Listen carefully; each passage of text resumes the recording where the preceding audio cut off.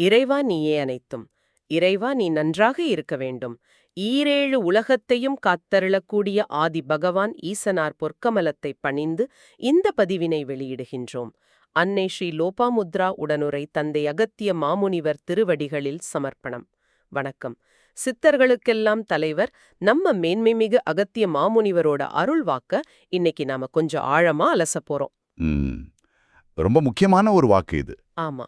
நீங்க நிறைய பேர் கேட்டுக்கிட்ட மாதிரி இது சித்தன் அருள் வலைப்பதிவுல பதிவு எண் 1957ல இருக்கு. சரி. இது சாதாரண வார்த்தைகள் இல்ல பாருங்க. மேன்மைமிகு அகத்தியர் மாமுனிவரே நேரடியா மே 19, 2025 அன்னைக்கு புண்ணியஸ்தலமான சபரிமலையில ஐயன் மணிகண்டன் சன்னிதானத்துல அருளியது. அப்படியா? சபரிமலையிலயா? கேட்கும்போதே உடம்பு சிலிர்க்குது. நிச்சயமா. இத கேக்குற நீங்க உண்மையிலே பாக்கியம் செஞ்சவங்க. குருநாதர் அகத்திய பெருமானோட இந்த வாக்குகளை நாம கேட்டு சிந்திச்சு முடிஞ்ச வரைக்கும் பின்பற்றுனா உங்க வாழ்க்கையில நல்ல விஷயங்கள் நடக்குங்கிறதுல சந்தேகமே இல்ல. ரொம்ப சரியா சொன்னீங்க. இந்த அருள்வாக்கோட ஆழத்துக்குள்ள போறதுக்கு முன்னாடி இத கேட்கறதால உங்களுக்கு என்னென்ன தெளிவு கிடைக்கும்னு முதல்ல பார்த்துட்டா நல்லா இருக்கும்னு நினைக்கிறேன். ஆமா, சொல்லுங்க. என்ன பயன்கள் கிடைக்கும்? இந்த அலசலோட இறுதியில நீங்க எதெல்லாம் புரிஞ்சுக்குவீங்கன்னா, 1, நம்ம வாழ்க்கையில வர துன்பங்களுக்கு உண்மையான ஆணிவேர் எது, அது அடையாளம் கண்டுக்க முடியும். சரி. 2, நம்மள ஆட்டி படைக்கிற ஆசைகளோட தன்மை என்ன, அது எப்படி இறைவனோட ஒரு விளையாட்டா இருக்கு, இதையும் தெரிஞ்சுக்கலாம். 3, இது ரொம்ப ரொம்ப முக்கியம். நாம எப்பவும் முற்பிறவி வினை பத்தி பேசுவோம். ஆனா இப்ப நாம இந்த பிறவியில செய்யற நல்லது கெட்டது, அதாவது புண்ணியம் பாவம், அதோட விளைவுகள் எப்படி பன்மடங்கா அதுவும் உடனடியா நம்மள சேருதுங்கிறத தெளிவா உணர்வீங்க. ஓ, இப்பிறவி பலன்களா? ஆமா. 4வது, வெறும் சடங்கு சம்பிரதாயம் மட்டும் இல்லாம உண்மையான பக்திங்கிறது என்ன, இறைவனோட கருணை எப்படிப்பட்டது, இதை ஆழமா புரிஞ்சுக்கலாம். 5வது, நம்ம எண்ணங்களோட தூய்மை எவ்வளவு முக்கியம், இந்த மனுஷ பிறவியை சரியா பயன்படுத்த வேண்டிய அவசியம் என்ன, இதெல்லாம் புரியும். அருமே. இந்த ஞான முத்துக்களை தான் நாம இப்ப விரிவா பார்க்க போறோம். ஆமா, ஒன்னொன்னா பார்க்கலாம். சரி, அப்போ முதல் புள்ளிக்கு வருவோம். மனுஷன் ஏன் துன்பப்படுறான்?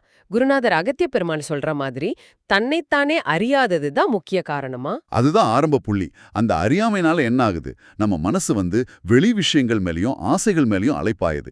இதுதான் பல கஷ்டங்களுக்கு மூலம்னு அவர் சொல்றாரு. ஆனா அதே சமயம் இறைவன் ஆசைகளை கொடுத்து அந்த ஆசை மூலமாவே அழிவையும் தர்றான்னு சொல்றாரு.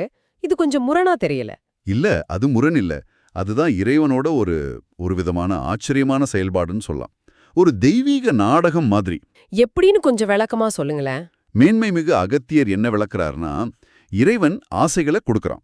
ஆனா அந்த ஆசைகள் மூலமாவே ஒரு கட்டத்துல விரக்தியையும் ஒரு வெறுமையையும் மனுஷனுக்கு உணர்த்துறான். ஏன் அப்படி?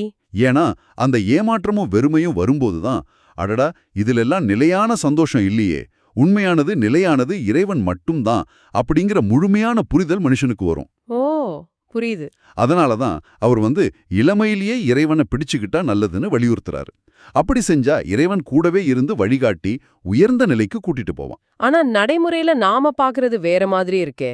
இளமையில படிப்பு, வேலை, கல்யாணம், குழந்தைன்னு ஓடி. ஆமா ஆமா, நீங்க சொன்ன மாதிரி படிப்பு, செல்வம், உறவுகள்னு எல்லாத்தையும் கொடுக்கறான். ஆனா அது மூலமாவே சில சமயம் வருத்தத்திலையும் ஏமாற்றத்தையும் ஏற்படுத்துவான். அதுக்கு என்ன காரணம் சொல்றாரு? அதுக்கு பின்னாடி இருக்கிற காரணம் மேன்மை மிக அகத்தியர் சொல்ற மாதிரி இறைவன் நமக்கு உணர்த்துறான். மகனே, நீ கேட்ட உலகப் பொருள் எல்லாத்தையும் கொடுத்தேன். ஆனா இதனால உனக்கு முழுமையான நிலையான திருப்தி கிடைச்சதா? இல்லல்ல, இதெல்லாம் நிரந்தரம் இல்ல. முதல்லயே நிலையான பொருளான என்னையே நீ கேட்டிருந்தா உன்னை நான் சரியா வழி நடத்தி இந்த அலைக்கழிப்பே இல்லாம பார்த்திருப்பேனே. இதுதான் அந்த இறைவனோட லீலை. அப்போ எல்லாம் இருந்தும் ஒரு வெறுமை வரும்போதுதான் உண்மையான தேடல் ஆரம்பிக்குதுன்னு சொல்றீங்க. அதேதான். அப்பதான் உண்மையான தேடல் ஆரம்பிக்கும். அப்போ வெறும் சடங்குகளா சம்பிரதாயமா இறைவனை வணங்குறதுல அர்த்தம் இல்லையா? குருநாதர் அதைத்தானே சொல்றாரு. மிக தெளிவா அதேதான் சொல்றாரு. இறைவனை ஏதோ கடமைக்கு வணங்காம அவன் யாரு, அவனோட சக்தி என்ன, அவனோட கருணை எவ்வளோ பெருசுன்னு ஆழமா தேடி அறியணும். சரி. நம்ம உள்ளத்துல உண்மையான பக்தியும் அன்பும் மத்த உயிர்கள் கிட்ட கருணையும் இருந்தா இறைவன் எந்த ரூபத்துல எப்ப நம்ம முன்னாடி வந்தாலும் நம்மால உணர முடியும்.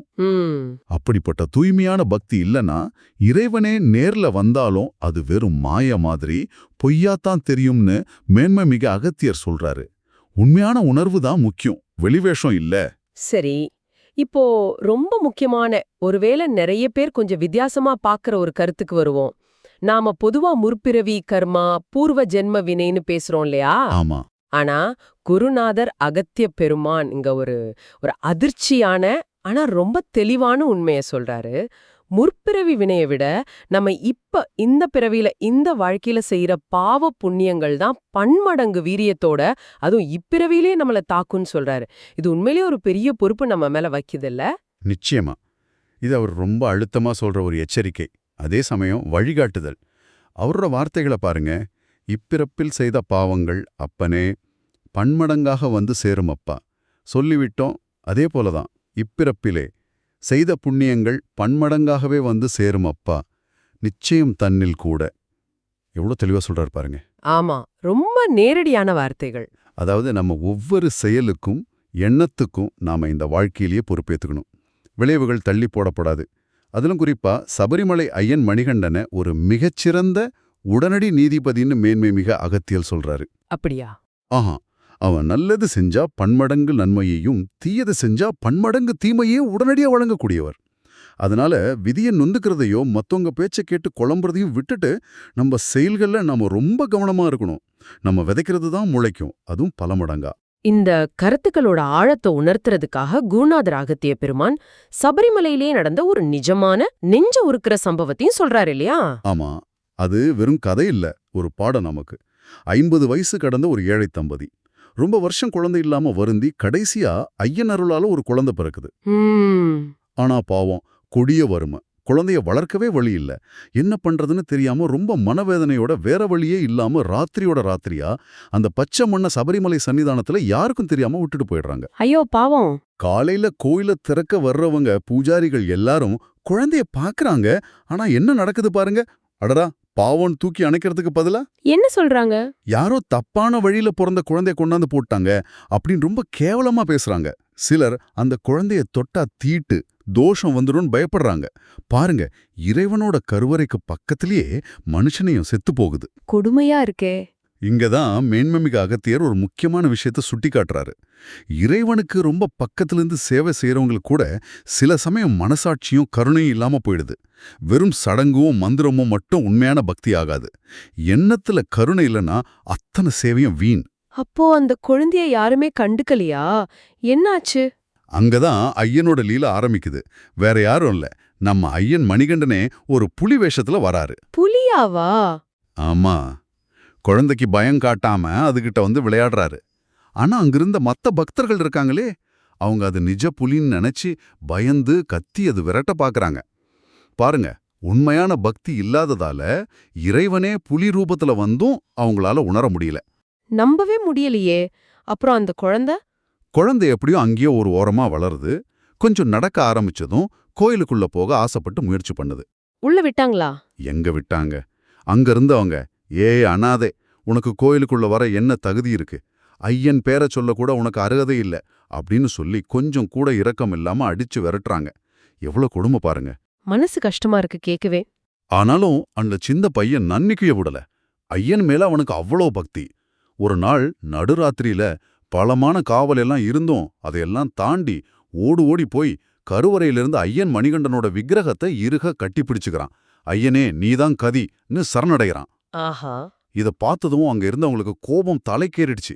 அந்த பிஞ்சு புள்ளைய இடுத்து வந்து ஈவு இரக்கமே இல்லாம கம்புல அடிச்சு தூக்கி வீசுறாங்க. இவனை இப்படியே விட்டா சரி வராது, கொன்னுடணும் அப்படின்னு கூட பேசிக்கிறாங்க. கடவுளே, யாரு காப்பாத்துனாங்க அப்போ? மறுபடியும் ஐயனோட திருவிளையாடல். நம்ம மணிகண்டனே ஒரு வயசான பெரியவர் வேஷத்துல அங்க வர்றாரு. ஓ, முதியவர் வேஷத்துலா? ஆமா, வந்து நிறுத்துங்கப்பா, பாவம் அந்த சின்ன பையன், அவனை அடிக்காதீங்க, அவனை நான் பாத்துக்கிறேன், அடிக்கணும்னா என்னைய அடிங்க அப்படின்னு சொல்றாரு. ஆனா அகங்காரமும் கருணை இல்லாததும் கண்ணை மறைச்சதால யாருக்குமே வந்திருக்கிறது இளைவன்னு புரியல. என்ன சொன்னாங்க அவங்க? கிழவா, உனக்கு என்ன தெரியும்?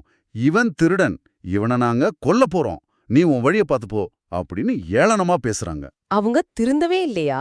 இல்ல, மறுபடியும் அந்த பையனை அடிக்க நெருங்கினப்போ அந்த பெரியவர் திடீர்னு ஒரு பெரிய புலியா உருமாறி அவங்களையெல்லாம் தூக்கி வீசுறாரு. ஓஹோ. அப்போதான் அந்த சின்ன பையன் உணர்றான், வந்தது சாட்சாத் தன் ஐயனேன்னு. ஐயன் அந்த பையனை புலி மேல ஏத்திக்கிட்டு அங்கிருந்து போய் அவனை ஒரு பாதுகாப்பான இடத்துல சேர்த்து அவன் பிற்காலத்துல ரொம்ப சிறப்பா வாழறதுக்கு எல்லா ஏற்பாடும் செய்யறாரு. ஆச்சரியமா இருக்கு. குருநாதர் அகத்திய பெருமான் இங்க ஒரு ரகசியத்தையும் சொல்றாரு பாருங்க. அந்த பையன் முற்பிறவியில ஐயனால வளர்க்கப்பட்டவனா, இப்பிறவியில சபரிமலைக்கு நிறைய தர்ம காரியங்கள் செய்யறதுக்காகவே பிறந்தவனா. அப்படியா? ஆமா, ஐயனே அவனை ஒரு பெரிய உயர்ந்த பதவியில் அமர்த்தி அவன் மூலமா அந்த ஸ்தலத்துக்கு நிறைய நன்மைகளை செய்விக்கிறாராம். இதுல இருந்து என்ன தெரியுது? யாருக்கு என்ன தகுதி, யாரை எப்ப உயர்த்தணும் எப்ப தாழ்த்தணுங்கிறது இறைவனுக்கு நல்லா தெரியும். புண்ணியம் செஞ்சா அது நம்மள காக்கும், பாவம் செஞ்சா அது பன்மடங்கா நம்மளையே அழிக்கும். இதுதான் அந்த சபரிமலை நிகழ்வு நமக்கு கத்துதர்ற பாடம். ஆமா, ரொம்ப ஆழமான பாடம் இது. அந்த சபரிமலை நிகழ்வோட தொடர்புடையதா ஆன்மாவை பத்தியும் மேன்மைமிகு அகத்தியர் கொஞ்சம் விளக்குறாரு. சொல்லுங்க. ஆன்மாங்கிறது கண்ணுக்கு தெரியாத ஒரு அணு மாதிரி.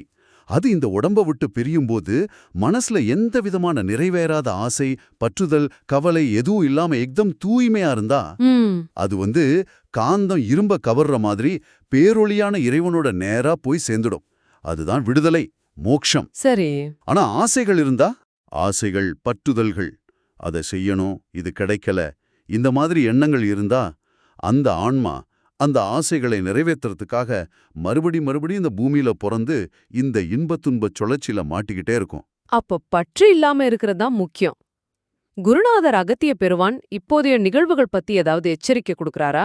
ஆமா, ஒரு முக்கியமான எச்சரிக்கையும் கொடுக்கறாரு. நாம இப்ப பாக்குறோம் இல்லையா, பருவம் தப்பி பெய்கிற மழை, புயல், வெள்ளம், இந்த மாதிரி எதிர்பாராத இயற்கை மாற்றங்கள், சீற்றங்கள், இதெல்லாம் சும்மா தற்செயலா நடக்கலன்னு சொல்றாரு. பின்ன மனுஷன் தன்னோட தப்ப உணர்ந்து திருந்தணும், தர்ம வழியில நடக்கணும்னு இறைவன் இயற்கையின் மூலமா கொடுக்கற எச்சரிக்கை மணிகளாம் அது. நம்மள தட்டி எழுப்புற இறைவனோட முயற்சி அது. ஆனா மனுஷங்க அந்த எச்சரிக்கைகளை புரிஞ்சுக்கிறாங்களாங்கிறது சந்தேகம்தான். இன்னும் அதே போக்குல தானே போய்கிட்டு இருக்காங்க. துரதிர்ஷ்டவசமா அதுதான் நடக்குது. அதனாலதான் குருநாதர் திரும்பவும் வலியுறுத்துறாரு. நேர்மையான எண்ணங்களோட முடிஞ்ச வரைக்கும் புண்ணிய காரியங்களை செஞ்சு வாழ்ந்தா மட்டும்தான் இந்த கலியுகத்தோட கடுமையிலிருந்து தப்பிக்க முடியும். புண்ணியம் ஒண்ணுதான் நம்மள காக்கிற கவசம். சரி. நாம எல்லாரும் அந்த இறைவனோட பிள்ளைகள். அதனால பிள்ளைங்க தப்பு செஞ்சா திருத்துறதுக்கும் தேவைப்பட்டா தண்டிக்கிறதுக்கும் பெத்தவங்களுக்கு உரிமை இருக்கிற மாதிரி நம்மள திருத்துறதுக்கும் தண்டிக்கிறதுக்கும் இறைவனுக்கு முழு உரிமை இருக்கு. ஆமா. நாம யார் இறைவனை குறை சொல்றதுக்கு? நமக்கு அந்த தகுதி இல்ல. எதுக்காக அந்த பிறவியை எடுத்தோன்னு தெரிஞ்சுக்கிறதுக்கு கூட புண்ணியம் செஞ்சிருக்கணும்னு மேன்மைமிகு அகத்தியர் சொல்றாரு. ஓ. இந்த வாழ்க்கைங்கிறது இறைவன் நமக்கு கொடுத்த ஒரு பொன்னான வாய்ப்பு, ஒரு பரீட்சை மாதிரி. அதை நாம சரியா பயன்படுத்தினா, நேர்மையா, கருணையா, தர்ம வழியில வாழ்ந்தா இறைவன் நமக்கு தேவையான எல்லாத்தையும் கொடுத்து உயர்த்துவான். ஆனா தப்பா பயன்படுத்தினா? அந்த வாய்ப்பை நாம தப்பா பயன்படுத்தினா, தீய வழியில போனா நம்மள அழிக்கிறதும் அவனே, ஆக்குறதும் அவனே, அழிக்கிறதும் அவனே. இதுதான் அசைக்க முடியாத இறை நியதி. மிக மிக ஆழமான, வாழ்க்கையோட ஒவ்வொரு கட்டத்துக்கும் வழிகாட்டுற விலை மதிப்பில்லாத ஞான பேருரைய மேன்மைமிகு அகத்திய மாமுனிவர் நமக்கு கொடுத்திருக்காரு. இந்த உரையாடல்ல நாம பேசின முக்கியமான வைரக்கற்களை ஒரு தடவை சுருக்கமா தொகுத்து பார்த்துடலாமா? கண்டிப்பா. இந்த அருள் வாக்குல இருந்து நம்ம மனசுல நிறுத்திக்க வேண்டிய 5 முக்கியமான பாடங்கள் இருக்கு. சொல்லுங்க. 1. துன்பத்தோட மூலம். நம்ம அடங்காத ஆசைகளும் நான் யாருன்னு தன்னை அறியாத அறியாமையம்தான் துன்பத்துக்கு காரணம். சின்ன வயசுலேயே இறைவனை பிடிச்சுக்கிறது நிலையான அமைதிக்கு வழி. சரி. 2. உண்மை பக்தி. வெளிவேஷமும் சடங்கு 2ஆம் பட்சம்தான். உள்ளத்துல உண்மையான அன்பு, கருணை, நேர்மையான எண்ணம், இதுதான் இறைவனை உணர வைக்கிற சாவி. 3. கர்மா பத்தி சொன்னீங்களே. ஆமா, ஊமே, கர்மா இப்பிறவியின் கணக்கு. முற்பிறவி வினையை விட இப்ப நாம செய்யற புண்ணியமும் பாவமும் தான் பன்மடங்கு பலத்தோட இப்பிறவிலே நம்மள சேரும். ஐயன் மணிகண்டன் உடனடி நீதிபதி. நல்லதுக்கு நல்லது, கெட்டதுக்கு கெட்டது நிச்சயம். 4. இறைவனின் லீலை. இறைவன் சில சமயம் உலகப் பொருள் மேல இருக்கிற பற்ற நீக்கிறதுக்காகவும் தன்னை பத்தின உண்மையான புரிதலை கொடுக்கறதுக்காகவும் சோதனைகளை கொடுப்பான். இதுவும் அவனோட கருணைதான். சரி. 5.